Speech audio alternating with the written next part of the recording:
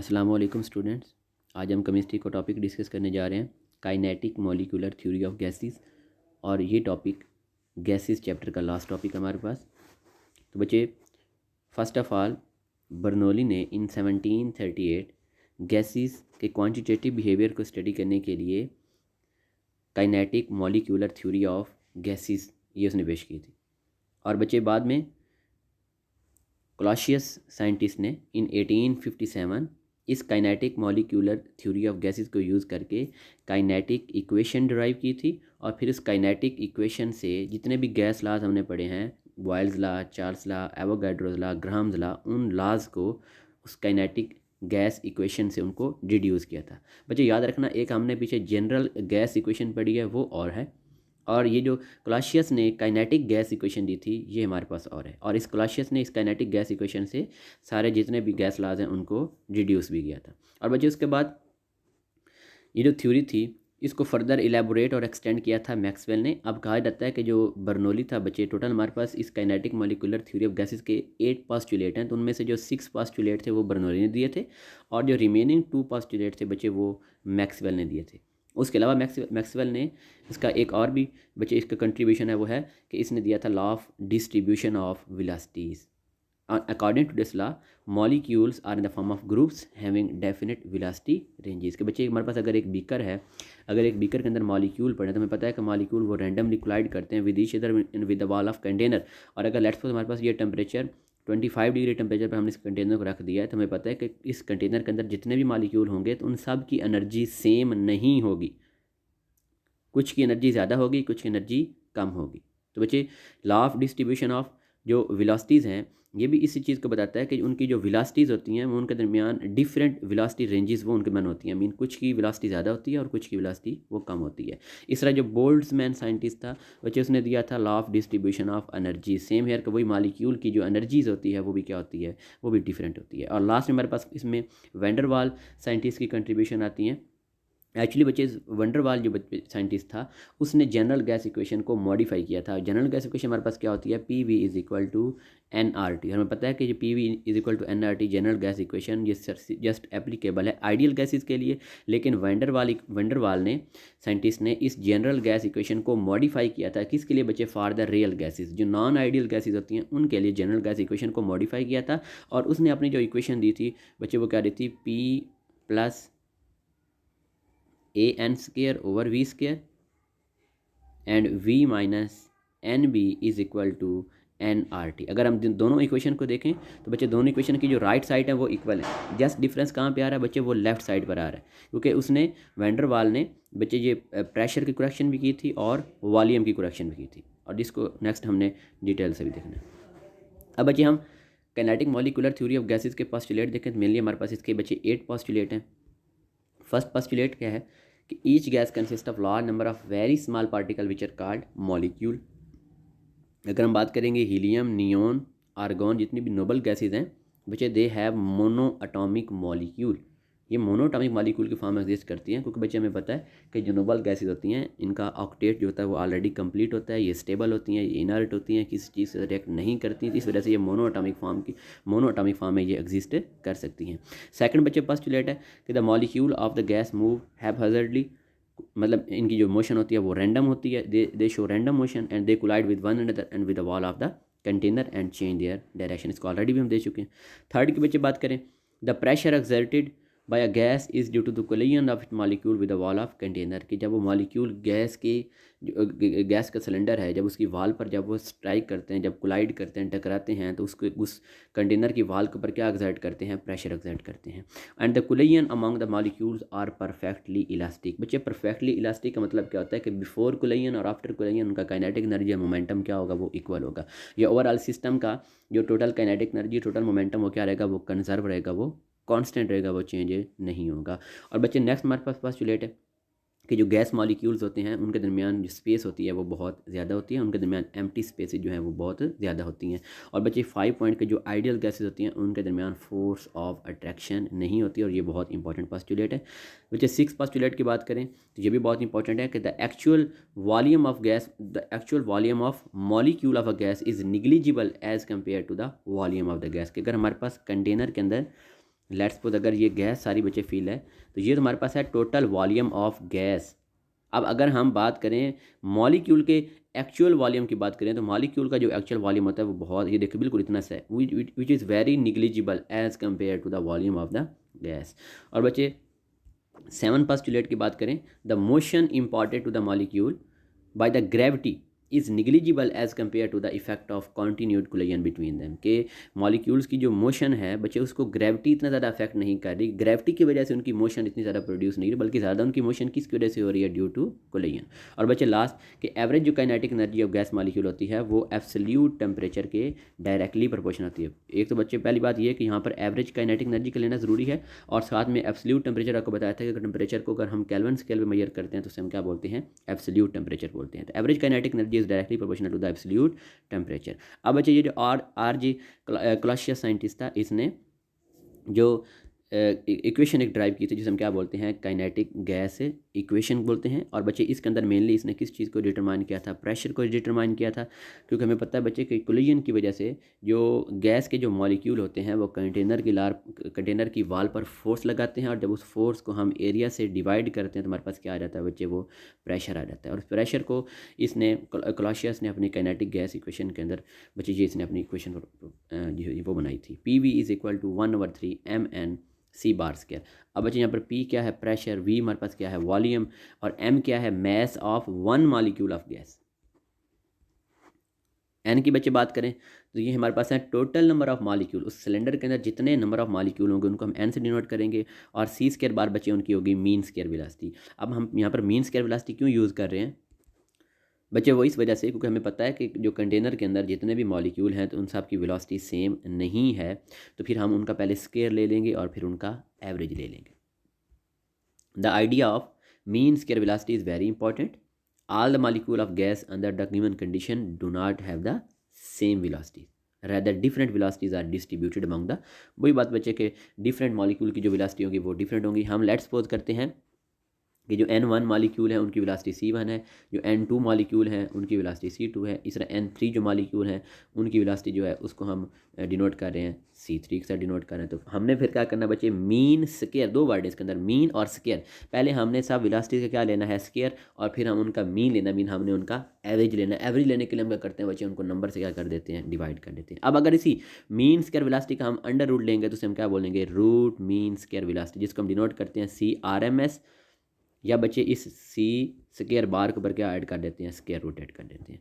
और बच्चे इसकी उसने जो वैल्यू ड्राइव की थी वो हमारे पास क्या थी, रूट मीन स्क्वायर वेलोसिटी की 3RT/m अंडर रूट। अब बच्चे ये उसने कैसे ड्राइव की थी, देखिए हमारे पास जो जनरल गैस इक्वेशन होती है वो क्या होती है, PV is equal to nRT, और ऊपर जो इसने इक्वेशन क्लासियस ने अपनी दी थी जनरल गैस इक्वेशन, वो जो इसने काइनेटिक गैस इक्वेशन वो क्या थी, 1/3 mn C स्क्वायर बार। अब बच्चे अगर दोनों को इक्वेट करें तो हमारे पास इक्वेशन क्या बन जाएगी, nRT is equal to 1/3 mn C bar square. अब बच्चे अगर हम बात करें कि अगर हमारे पास गैस के हमारे पास 1 मोल हैं तो n की वैल्यू हम क्या पुट कर देंगे, 1, तो इधर क्या बचेगा RT। और याद रखना जब हमारे पास गैस का 1 मोल हो अब उसके अंदर टोटल नंबर ऑफ मॉलिक्यूल कितने होंगे बच्चे, वो एवोगैड्रोस के इक्वल होंगे। मीन हमने इस n की जगह पर क्या लिख देना है, Na लिख देना है। आपने ये भी बात याद रखना है कि जब बच्चे मैस को हम एवोगैड्रोस से मल्टीप्लाई करते हैं तो वो गैस का क्या आ जाता है, मोलर मैस आ जाता है।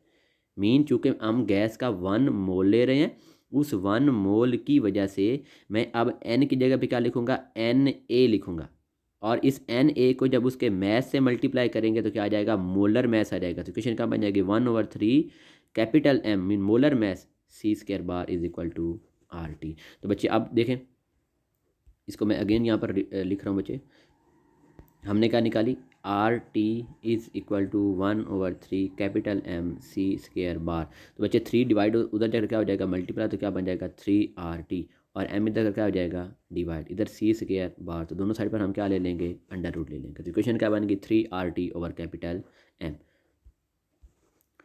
अब बच्चे यहाँ पर M क्या है, उस गैस का मोलर मैस है, और T हमारे पास क्या है, ये टेम्परेचर है। और ये टेम्परेचर कौन सा बच्चे, हमारे पास एब्सोल्यूट टेम्परेचर है। तो मीन यहाँ पर हमारे पास एक और रिलेशन आ गया बच्चे, एब्सोल्यूट टेम्परेचर और रूट मीन स्क्वायर वेलोसिटी के साथ, कि जिसका टेम्परेचर गैस का टेम्परेचर जितना ज़्यादा होगा तो उनकी रूट मीन स्क्वायर वेलोसिटी भी उतनी ज़्यादा होगी। और फिर अगर उनकी वजह और उसके अलावा भी हमने ऊपर पढ़ा है कि जो एवरेज काइनेटिक एनर्जी होती है वो भी एब्सोल्यूट टेम्परेचर के डायरेक्टली प्रोपोर्शनल होती है कि जितना टेम्परेचर ज़्यादा होगा तो उनकी काइनेटिक एनर्जी भी उतनी ज़्यादा होगी।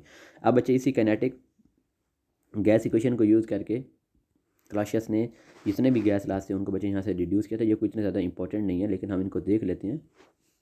बच्चे देखें, first of all Boyle's law की स्टेटमेंट हमारे पास क्या थी कि जो बॉयल्स लॉ के वैसे हम बात करें जो हमने पीछे लास्ट टाइम पढ़ चुके हैं बच्चे कि at constant temperature and number of mole the volume of given mass of gas is inversely proportional to the pressure. और हमारे पास क्वेश्चन क्या आई थी, P V is equal to K. अब बच्चे अगर हम एक पास्टुलेट की बात करें, अभी हमने जो देखे हैं kinetic molecular theory of gases के, तो उसमें हमारे पास क्या था कि average kinetic energy is directly proportional to the temperature. अब बच्चे वैसे अगर किसी मैक्रो सब्सटेंस की बात करें, लेट्स सपोज हमारे पास ये एक गाड़ी है। अब गाड़ी के मैं कहता हूँ ये गाड़ी का मास m है और ये वेलोसिटी v के साथ क्या कर रही है, मूव कर रही है। इसकी काइनेटिक एनर्जी बताएं तो हम फार्मूला लिख देंगे 1/2 mv²। लेकिन अगर हम माइक्रो सब्सटेंस की बात करें, मतलब गैस के मॉलिक्यूल की बात करें, अब यहाँ पर बच्चे इनकी जब काइनेटिक एनर्जी हमने कैलकुलेट करें फार्मूला क्या लिखेंगे 1/2। अब इस स्मॉल m की जगह पे हम बच्चे दो चीज़ें लेकर आएंगे। अब गैस के मालिक्यूल की जब लिखेंगे तो वहाँ पे m का मतलब होगा मैस ऑफ वन मालिक्यूल, और यहाँ पर कैपिटल N का मतलब क्या होगा, total number of molecule, mean total mess. अब कैसे निकालना है कि उस गैस के मतलब m क्या था, मैस ऑफ वन मालिक्यूल। तो वन मालिक्यूल के मैस को जब टोटल नंबर ऑफ मॉलिक्यूल से मल्टीप्लाई करेंगे तो वो इस फैक्टर की इक्वल आ जाएगा। और इधर v² था तो यहाँ पे अब क्या लिख देंगे बच्चे, c² बार लिख देंगे, मतलब वो रूट मीन स्क्वायर वेलोसिटी आ जाएगी। इस चीज़ का आपको दोबारा बता रहा हूँ बच्चे, यहाँ पर m n मैंने क्यों लिखा, m जो है वो मैस ऑफ वन मॉलिक्यूल है और जो n है वो है टोटल नंबर ऑफ मॉलिक्यूल। तो गैस की फॉर्म में मतलब सिलेंडर गैस सिलेंडर के अंदर जब हम गैस के मॉलिक्यूल की बात करेंगे तब हमने ये इक्वेशन यूज़ करनी है काइनेटिक एनर्जी के लिए 1/2 mnc²। अब बच्चे ये डायरेक्टली प्रोपोर्शनल किसके है, टेम्परेचर के। प्रोपोर्शनैलिटी का सन खत्म करने के लिए हम क्या लगा देंगे के, तो इक्वेशन बन गई 1/2 mc² bar is equal to kT। अब बच्चे अगर हम काइनेटिक गैस इक्वेशन की बात करें तो हमारे पास वो क्या थी, P V is equal to 1/3 mnc² bar. अब हम बच्चे क्या करते हैं कि इसी काइनेटिक गैस इक्वेशन को जो है वो मल्टीप्लाई करते हैं, 2 से मल्टीप्लाई भी करेंगे और 2 से डिवाइड भी करेंगे। जब 2 से मल्टीप्लाई भी करेंगे और 2 से डिवाइड भी करेंगे तो हमारे पास ये बच्चे रिजल्ट आ जाएगा 2/3 इंटू 1/2 mnc² बार। और ये जो ब्रैकेट्स के अंदर हमारे पास ये जो फॉर्म आ रही है, ये ऊपर हमने भी डिराइव की थी, वो किसकी इक्वल थी, के टी की इक्वल थी। तो हमने इसकी जगह पे क्या लिख दिया है, के टी लिख दिया है। अब अच्छे अगर देखें हम पी वी, अब देखिए हमारे पास 2 भी कांस्टेंट है, 3 भी कांस्टेंट है, टेम्परेचर बॉयल्स लॉ के अंदर वैसे ही कांस्टेंट होता है, और के भी कांस्टेंट है। तो इन सब जो राइट साइड पर जितने भी हैं इनकी जगह पे मैं एक बच्चे न्यू कांस्टेंट लेके जा रहा हूँ, वो कांस्टेंट है के बार। हमारे पास इक्वेशन क्या बन गई, P V is equal to K बार which is the Boyle's law के the product of pressure and volume remain constant. इस तरह बच्चे चार्ल्स लॉ की बात करें तो चार्ल्स लॉ के अंदर हमने कहा था कि at constant pressure and volume, sorry at constant pressure and amount of a substance the volume of given mass of a gas is directly proportional to the temperature। इसकी इक्वेशन क्या थी, v is equal to kT। अब बच्चे again वही कि हमने यहाँ पर जो सेम प्रोसेस किया है ऊपर बिल्कुल वही यूज़ होगा, और यहाँ पर जस्ट हमने मॉडिफाई करना है, P V is equal to 2/3 kT। अब अच्छा देखें टी दैट मल्टीप्लाई हो रहा है, प्रेशर को इस साइड पर लेके आते हैं हम। प्रेशर जो है वो लेफ्ट साइड पर मल्टीप्लाई होगा तो राइट साइड आकर क्या हो जाएगा, डिवाइड हो जाएगा। क्वेश्चन हुआ बन जाएगी v is equal to 2/3 kT/P। अब बच्चे देखें 2 भी कांस्टेंट, 3 भी कांस्टेंट, के भी कांस्टेंट, और चार्ल्स लॉ के अंदर पी भी क्या होता है, कांस्टेंट। ये सारी चीज़ें कांस्टेंट हैं। तो बच्चे इनकी जगह में एक नया हम कांस्टेंट लेके आते हैं, वो के प्राइम है, v इज इक्वल टू के prime T which is the Charles law. तो मीन हम चार्ल्स लॉ भी से हैं वो भी डिड्यूस कर सकते हैं। नेक्स्ट बच्चे एवोगैड्रोस लॉ की बात करें तो एवोगैड्रोस लॉ के अंदर पहले अपने बच्चे ये बात याद रखनी है, अगर हमारे पास ये 2 कंटेनर हैं तो अगर इनका टेम्परेचर भी सेम हो, इनका प्रेशर भी सेम हो, अगर इनका वॉल्यूम भी सेम हो, तो इन दोनों के जो नंबर ऑफ मॉलिक्यूल होंगे वो भी क्या होंगे, सेम होंगे। इसमें हमने यही कहा था कि 2 gases at same temperature equal volume of all gases at same temperature and same pressure contain equal number of molecule। अगर उनका टेम्परेचर भी सेम होगा, उनका प्रेशर भी सेम होगा, अगर उनका वॉल्यूम भी सेम होगा तो उनके अंदर नंबर ऑफ मॉलिक्यूल बच्चे वो भी क्या होंगे, वो भी सेम होंगे। और इस चीज़ को हमने क्या करना है, प्रूव करना है। तो बच्चे हमारे पास 2 डिफरेंट गैसेज हैं। अब चूँकि उनका प्रेशर भी सेम रख रहे हैं, उनका वॉल्यूम भी सेम रख रहे हैं, तो फर्स्ट तो पी वी को हमने चेंज नहीं करना, पी वी को पी वी लिखेंगे क्योंकि दोनों कांस्टेंट है दोनों गैसेज के लिए। इधर चेंजेस करेंगे हम क्या लिखेंगे 1/3 m1 n1 C1 square bar, ये मतलब गैस 1 के लिए इक्वेशन लिख दी और ये हमने गैस 2 के लिए लिख दी। दोनों को बच्चे इक्वेट करेंगे तो इनके ये जो राइट साइड लेफ्ट साइड है दोनों को कट जाएंगी, तो हमारे पास आंसर क्या आ जाएगा 1/3 M1N1C1 square bar and 1/3 M2N2C square bar. तो बच्चे 1/3 से कट जाएगा, तो हमारे पास यहाँ पर क्या बच जाएगा M1N1C1 square bar and is equal to M2N2C2 square bar. अब बच्चे हमने अभी बात की कंडीशन के अंदर कि टेम्परेचर भी सेम होना चाहिए, प्रेशर भी सेम होना चाहिए, वॉल्यूम भी सेम होना चाहिए। तो अगर टेम्परेचर सेम है और हमें पता है कि जो टेम्परेचर है वो एवरेज काइनेटिक एनर्जी के डायरेक्टली प्रोपोर्शनल होता है, तो हम फिर ये कह सकते हैं बच्चे कि अगर उनका टेम्परेचर सेम होगा तो उनकी काइनेटिक एनर्जी की वैल्यू भी सेम होगी। अब उनकी काइनेटिक एनर्जी की वैल्यू लिखते वक्त आपने एक बात याद रखना है, अभी हमने ऊपर काइनेटिक एनर्जी की वैल्यू लिखी थी 1/2, इक्वेशन लिखी थी 1/2 MN C स्क्वायर बार, लेकिन यहाँ पर हम बच्चे खाली क्या लिख रहे हैं 1/2 M1C1 स्क्वायर। तो एन कहाँ गया बच्चे, एन क्योंकि हम यहाँ पर बात कर रहे हैं, ये भी जो काइनेटिक एनर्जी की जो इक्वेशन लिखी गई है it is for the one molecule, ये पर मॉलिक्यूल के लिए, इस वजह से हम एन की वैल्यू पर क्या पुट कर रहे हैं 1 पुट कर रहे हैं। तो इस वजह से इक्वेशन क्या बन जाएगी 1/2 M1C1 square bar is equal to 1/2 M2C2 square bar. तो बच्चे 1/2 से कैंसिल हो जाएगा। ये जो हमारा आंसर आया है, अगर इस आंसर को हम इस इक्वेशन से क्या करेंगे बच्चे डिवाइड करेंगे तो M1 से कट जाएगा, C1 स्क्वायर ये से कट जाएगा, M2 से कट जाएगा, C2 स्क्वायर बार से कट जाएगा। तो हमारा आंसर क्या जाएगा N1 is equal to N2। और यही हमारे पास बच्चे एवोगाड्रोस लॉ है कि at equal volume of all the gases at same temperature and pressure contain equal number of molecule. तो दोनों गैस के देखें मॉलिक्यूल क्या आ गए बच्चे वो सेम आ गए। लास्ट में हम ग्राहम्स लॉ ऑफ डिफ्यूजन की बात करें। अगेन बच्चे यहाँ पे हमने वही जो है काइनेटिक गैस इक्वेशन लिखी है and according to the kinetic equation PV is equal to 1/3 MnAC square bar. अब बच्चे यहाँ पर हम चूँकि गैस का 1 मोल ले रहे हैं और मैंने कहा था जब गैस का 1 मोल लेंगे तो हम n की जगह पे क्या लिखेंगे Na लिखेंगे, और जब इस Na को हम स्मॉल m से मल्टीप्लाई करेंगे तो हमारा आंसर क्या आएगा कैपिटल M आएगा। और यहाँ पर देखिए हमने और कुछ भी नहीं किया बच्चे, जस्ट यही चेंजेस किए हैं। इक्वेशन क्या बन जाएगी PV is equal to 1/3 capital MC square bar, और C स्क्वायर बार को एक साइड पर करेंगे तो आंसर क्या आ जाएगा 3PV/m। और बच्चों में पता है कि जो डेंसिटी होती है density is equal to mass over volume. अब देखें वॉल्यूम ऊपर क्या हो रहा है मल्टीप्लाई, नीचे अगर क्या हो जाएगा डिवाइड, तो मैस ओवर डेंसिटी की मैस ओवर वॉल्यूम की जगह हम क्या लिख देंगे डेंसिटी लिख देंगे। अब बच्चे चूँकि यहाँ पर प्रेशर जो है वो कांस्टेंट होता है, 3 भी कांस्टेंट है, ठीक है। तो मेनली हमारे पास और उसके अलावा बच्चे जो जो है ना यहाँ पर रूट मीन स्क्वायर वेलोसिटी, जो रूट मीन स्क्वायर वेलोसिटी होती है वो रेट ऑफ डिफ्यूजन के डायरेक्टली प्रोपोर्शनल होती है। मीन जिसका रूट मीन स्क्वायर वेलोसिटी जितनी ज़्यादा होगी तो उनका रेट ऑफ डिफ्यूजन भी इतना ज़्यादा होगा। तो मीन हम इस रूट मीन स्क्वायर वेलोसिटी की जगह पे क्या लिख सकते हैं R लिख सकते हैं, मीन रेट ऑफ डिफ्यूजन। तो अब क्या आ गया rate of diffusion directly proportional है 3P/√/d। अब बच्चे यहाँ पर क्योंकि जो प्रेशर है वो कांस्टेंट है, 3 भी कांस्टेंट है, तो हमारे पास जो इक्वेशन रह जाएगी वो क्या रह जाएगी R इन्वर्सली प्रोपोर्शनल है 1/d, इसको हम ऐसे भी लिख सकते हैं। और यही हमारे पास बच्चे स्टेटमेंट किसकी है ग्राहम्स लॉ की है कि हमारे पास the rate of diffusion is inversely proportional to the square root of the density. इसे हम क्या बोलते हैं ग्राहम्स लॉ ऑफ डिफ्यूजन की, जिनकी डेंसिटी जितनी ज़्यादा होगी तो उनका रेट ऑफ डिफ्यूजन उतना कम होगा। नेक्स्ट बच्चे हम काइनेटिक इंटरप्रिटेशन ऑफ टेम्परेचर की बात करें तो बच्चे again kinetic molecular theory of gases के पोस्टुलेट हमारे पास था कि जो गैस के मॉलिक्यूल होते हैं वो रैंडमली मूव करते हैं, they collide with one another and with the wall of the container and change their direction. उनकी कोलिजन वो भी परफेक्टली क्या होती हैं बच्चे वो इलास्टिक होती हैं, और वो गैसेस की जो कंटेनर का जो वॉल है उसके ऊपर क्या प्रोवाइड करती हैं, उसके ऊपर प्रेशर को एक्सर्ट करती हैं। तो अब बच्चे हमने वही क्वेश्चन दोबारा लिख ली PV is equal to 1/3 MnC square. अब बच्चे यहाँ पर जो m है वो है मैस ऑफ 1 मॉलिक्यूल, n क्या है total number of molecule, C square क्या है उनकी मीन स्क्वायर वेलोसिटी। अब बच्चे अगेन वही काइनेटिक एनर्जी का फार्मूला हम जो लिख रहे हैं वो लिख रहे हैं 1/2 MC स्क्वायर बार। n क्यों नहीं लिखा क्योंकि यहाँ पर n क्या है वो 1 मॉलिक्यूल की इक्वल है। मीन ये जो इक्वेशन लिखी गई है ना काइनेटिक एनर्जी की जो इक्वेशन ये 1 मॉलिक्यूल के लिए लिखी गई है। अब बच्चे अब E के is the average translational kinetic, देखें गैस के मॉलिक्यूल की ट्रांसलेशनल काइनेटिक एनर्जी भी होती है, वाइब्रेशनल भी होती है, रोटेशनल भी होती है, लेकिन मेनली हम कौन से लेंगे ट्रांसलेशनल काइनेटिक एनर्जी लेंगे, उसकी बात करेंगे।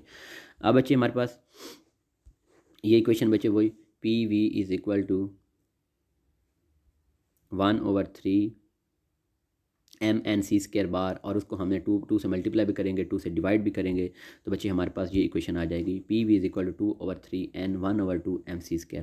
अब 1/2 mc² की जगह भी हम क्या लिख देंगे बच्चे, E के मीन एवरेज काइनेटिक एनर्जी लिख देंगे। हमारे पास इक्वेशन क्या बन जाएगी, PV is equal to 2/3 NE के। अब बच्चे चूँकि हम गैस का 1 मोल ले रहे हैं, जब गैस का 1 मोल लेंगे तो N is equal to NA, mean जो टोटल नंबर ऑफ मॉलिक्यूल होंगे वो एवोगैड्रोस नंबर ऑफ मॉलिक्यूल के इक्वल होंगे। अब बच्चे अगर हम जनरल गैस इक्वेशन की बात करें तो वो क्या होती है, PV is equal to NRT, वही N हम 1 मोल ले रहे हैं, तो इक्वेशन क्या बन जाएगी, PV is equal to RT। इन दोनों को कंपेयर करेंगे तो इक्वेशन क्या बन जाएगी, 2/3 NaE के इज इक्वल टू RT। अब हमने जो है बच्चे वो एवरेज काइनेटिक एनर्जी मालूम करनी थी, तो वो इक्वल आ जाएगी 3R/2 NaT। बच्चे यहाँ पर R वैसे जनरल गैस कांस्टेंट है, Na क्या है, ये एवोगैड्रोस नंबर ऑफ मॉलिक्यूल है, तो मीन हमारे पास जो एवरेज जो ट्रांसलेशनल काइनेटिक एनर्जी है वो एब्सोल्यूट टेम्परेचर के डायरेक्टली प्रोपोर्शनल, जितना टेम्परेचर ज़्यादा होगा तो उनकी काइनेटिक एनर्जी भी उतनी ज़्यादा होगी। और यहाँ पर बच्चे वही है, यहाँ पर न्यू डेफिनेशन हमारे पास टेम्परेचर की आ गई है, Kelvin temperature of a gas is directly proportional to the average translational kinetic energy of its molecule. बच्चे वही टेम्परेचर को चेंज करेंगे तो उनके मॉलिक्यूल्स की जो मोशन होगी इसमें भी चेंज आ जाएगा। और जब एक्चुअली जब हीट जो है जब वो बॉडी के हॉट पार्ट से उसके कोल्ड पार्ट की तरफ फ्लो करती है, तो एक्चुअली होता क्या है कि जब जो हॉट जो पार्ट उसका होता है वहाँ पर मॉलिक्यूल वाइब्रेट करते हैं, और ड्यूरिंग वाइब्रेशन वो अपनी जो एनर्जी होती है उसको नेक्स्ट ऑन क्या करते हैं, पास करते हैं, और वो उस वक्त तक पास करते रहेंगे जब तक उस पूरे जो जो हमारे पास कोई भी चीज़ है, मेटल की बनी हुई कोई भी स्पून है, कोई भी चीज़ है, जब तक सब मॉलिक्यूल का जो टेम्परेचर है उनकी जो काइनेटिक एनर्जी जब तक वो इक्वल नहीं हो जाती, तो उस वक्त तक हीट क्या करती रहेगी, हीट फ्लो करती रहेगी।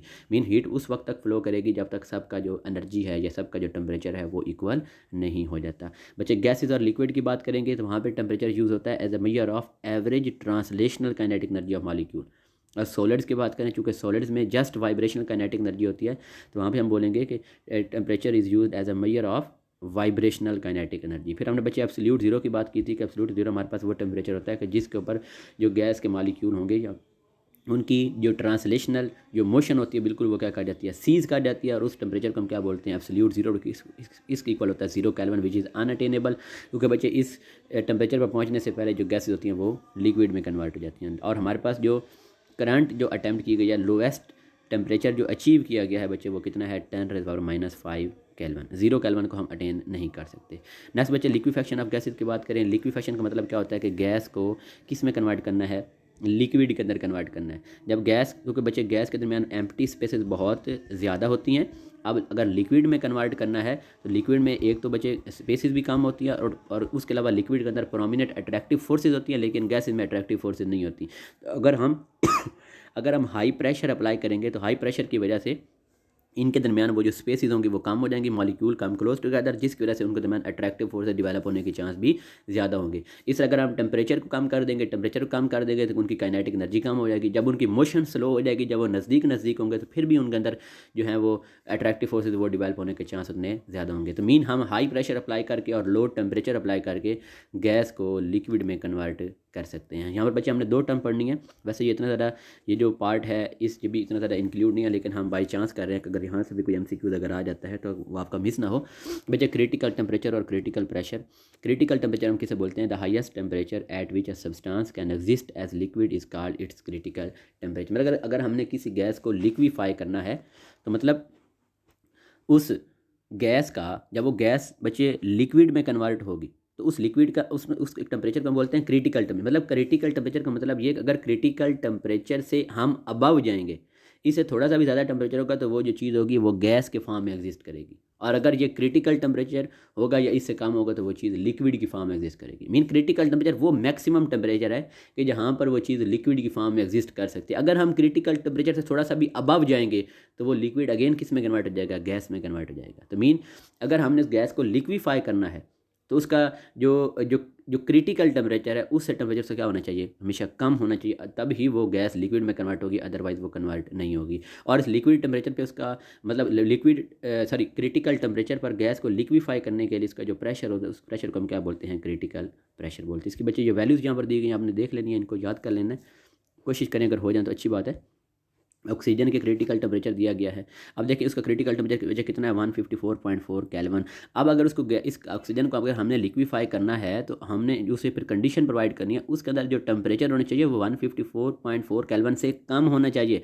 अगर टेम्परेचर 154.4 केल्विन से ज़्यादा होगा तो बच्चे फिर वो जो गैस है वो लिक्विफाई नहीं होगी, जितना मर्जी आप प्रेशर लगा लें, जितना मर्जी प्रेशर लगा लें, अगर उसका टेम्परेचर 154.4 केल्विन क्रिटिकल टेम्परेचर से अगर वो ज़्यादा है तो कभी भी लिक्विफाई नहीं कर सकते। जो टेम्परेचर है वो क्रिटिकल टेम्परेचर इससे कम होना चाहिए। इस तरह क्रिटिकल टेम्परेचर अमोनिया की बात करें तो बच्चे है वो है 405 से। बच्चे याद रखना जो गैस जितनी ज़्यादा पोलर होती है तो उनका क्रिटिकल टेम्परेचर भी उतना ज़्यादा होगा। जैसे वाटर वेपर की बात करें तो वाटर वेपर भी बच्चे हमारे पास वो पोलर हैं, अमोनिया भी पोलर हैं, तो उनके जो हमारे पास जो है वो क्रिटिकल टेम्परेचर वो ज़्यादा होते हैं। लेकिन अगर नॉन पोलर गैसेज की बात करें तो नॉन पोलर गैसेज का जो बच्चे उनकी पोलराइजेबिलिटी कम होती है, जिस वजह से उनके क्रिटिकल टेम्परेचर भी कम होते हैं। इस तरह क्रिटिकल टेम्परेचर के साथ साथ हम क्रिटिकल वॉल्यूम की बात भी करते हैं। क्रिटिकल टेम्परेचर और क्रिटिकल प्रेशर पे उनका जो वॉल्यूम अटेन होता है 1 मोल ऑफ गैस को हम क्या बोलते हैं, क्रिटिकल वॉल्यूम। यहाँ पर दिया गया ऑक्सीजन का बच्चे दिया गया, कार्बन डाइऑक्साइड का, हाइड्रोजन का, ये भी आपने देख लेना है।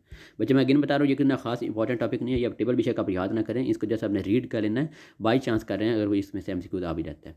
नेक्स्ट बच्चे बात करें methods of liquefaction of gases. इसमें बच्चे हम यूज़ करते हैं लिंड्स मेथड, और लिंड्स मेथड किस बेस पर है, जॉल थॉमसन इफेक्ट। अब बच्चे इससे पहले याद रखना कि जब भी गैस के मॉलिक्यूल के दरमियान जब भी फोर्स ऑफ अट्रैक्शन डेवलप होंगी तो बच्चे उस वक्त एनर्जी रिलीज़ होती है, और अगर उस फोर्स ऑफ अट्रैक्शन को अगर जब हमने ब्रेक करना है तो उस वक्त एनर्जी क्या होगी, एब्जॉर्ब होगी। अब एक्चुअली होगा क्या बच्चे कि जब हम जॉल थॉमसन इफेक्ट क्या कहता है कि जब हम किसी कंप्रेस्ड गैस को इवेंचुअली उसको सडनली हम क्या करेंगे, एक्सपेंड करेंगे लो प्रेशर रीजन के अंदर, तो बच्चे वो क्या हो जाएगी, वो कूल हो जाएगी। अब इसमें बच्चे आपको वही बताया कि जब मालिक्यूल के पहले उनको हमने कंप्रेस करना है, जब कंप्रेस स्टेट के अंदर होंगे तो उनके दरमियान अप्रिशिएबल अट्रैक्टिव फोर्सेज होंगी, फिर उनको हम कंप्रेस्ड स्टेट से उनको एक्सपेंड करने जा रहे हैं, मीन उनको हम हाई प्रेशर रीजन से लो प्रेशर रीजन के अंदर लेके जा रहे हैं। जब उनको हाई प्रेशर रीजन से लो प्रेशर रीजन के अंदर लेकर जाएंगे तो बच्चे चूँकि अब उसको उन्होंने एक्सपेंड होना है तो मीन उनके दरमियान जो अट्रैक्टिव फोर्सेज हैं उन अट्रैक्टिव फोर्सेज ने ब्रेक होना है, और मैंने बताया था कि उन अट्रैक्टिव फोर्सेज ने ब्रेक होने के लिए एनर्जी रिक्वायर होती है, एनर्जी एब्जॉर्ब होगी, और वो एनर्जी खुद गैस प्रोवाइड करेगी, जिस वजह से वो कूल्ड हो जाएगी और वो लिक्विफाई हो जाएगी। अब बाद में बच्चे इसी जो लिंड्स मेथड है इसने किसको यूज़ किया था, इसी जॉल थॉमसन इफेक्ट को यूज़ करके गैसेज को लिक्विफाई किया था। फर्स्ट ऑफ ऑल हमने गैसेज को कंप्रेस करना है, 200 एटमॉस्फेयर पे गैस को कंप्रेस किया जाता है, फिर उनको वाटर कूल पाइप से बच्चे उनको गुजारा जाता था कि उनकी जो हीट ऑफ कंप्रेशन है वो भी रिमूव हो जाए। फिर उस गैस को एक स्पायरल पाइप में से बच्चे गुजारा जाता है, जिसके एंड के ऊपर क्या लगा हुआ है, जेट लगा हुआ है। अब इसका कंप्रेस्ड गैस का प्रेशर कितना था, 200 ATM, लेकिन जब ये आगे नोजल में से ये गैस निकलेगी तो बच्चे वहाँ पर प्रेशर कितना है, 1 ATM, मीन हम 200 ATM से 1 ATM पर जा रहे हैं। हम कंप्रेस्ड गैस को सडनली क्या कर रहे हैं, एक्सपेंड कर रहे हैं।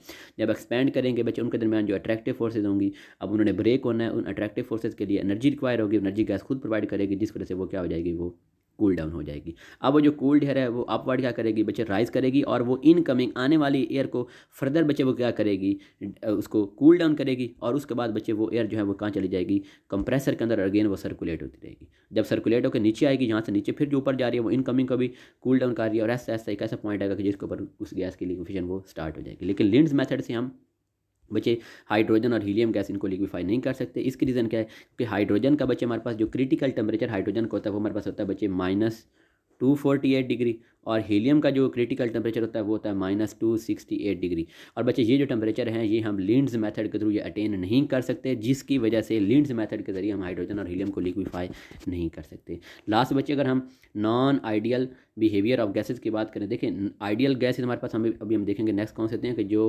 जनरल गैस इक्वेशन को ओबे भी करती हैं at all temperature and pressure. लेकिन अगर हम नॉन आइडियल की बात करें तो बच्चे वो ऑल कंडीशन के अंदर इस जनरल गैस इक्वेशन को ओबे नहीं करती। मेनली जब हमारे पास हाई प्रेशर और लो टेम्परेचर की बात करेंगे तो उस कंडीशन के अंदर वो इस जनरल गैस इक्वेशन को बच्चे वो ओबे नहीं करती। इसके अंदर वंडरवाल ने करेक्शन भी की थी, आपको मैंने इक्वेशन पहले बता भी दिया, एंड फिर हम इसको देख लेते हैं।